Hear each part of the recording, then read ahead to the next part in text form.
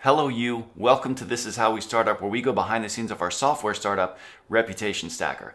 I'm Ian, and I'm here today with software startup consultant and occasional international spy, Mr. Buttons. I like my martinis both shaken and stirred, then strained into a Hello Kitty sippy cup. Ooh la la, you freaky little double agent you. What are we talking about today, Mr. Buttons? There are a few major categories I want to discuss as we explore relaunching Reputation Stacker. The first is your competition. No one can compete with me, Mr. Buttons. I got that fire software.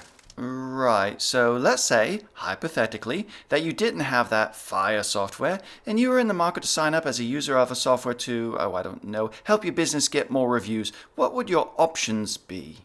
You mean if I didn't go with the obvious choice of Reputation Stacker? Humor me. Well, I'll tell you, Mr. Buttons. When I first launched Reputation Stacker back in the day, there were only like 4 competitors. That's not very many. Right, but then over the years, a lot more competition has popped up. And why do you think that is? I think because pretty much every business can benefit from getting reviews. So it's a large TAM, or total addressable market. Well, yeah, that, and also it's a relatively simple piece of software to build.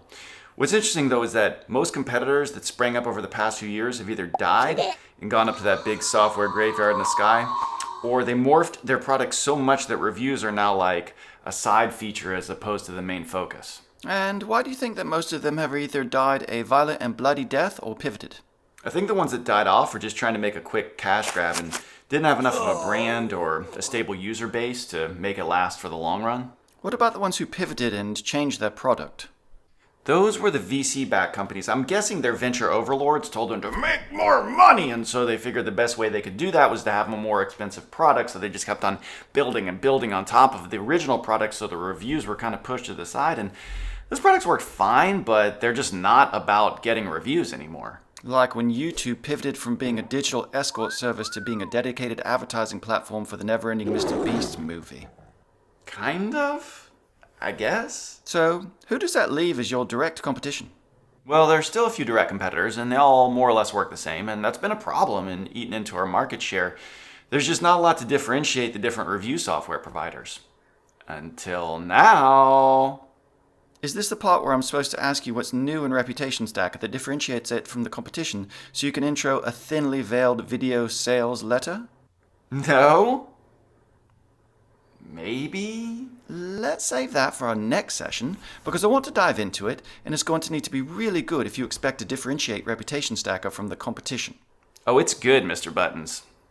It's good. Now, if you out there in internet land want to keep getting freaky with the buttons, man, you just like, follow, subscribe, and click that notification bell. You just like, follow, subscribe, and click that notification bell. You just like, follow, subscribe, and click that notification bell.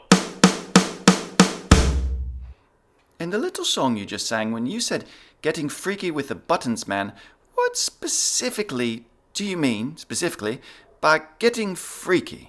Just getting down, son. Popping off, you know. See, that's the thing I actually don't know. In fact, defining the terms getting freaky as getting down, son, is no more helpful than saying you're going to wriggle-ruggle my floppenhoffer. Well, that's very specific, Mr. Buttons. I don't think anyone needs that much detail.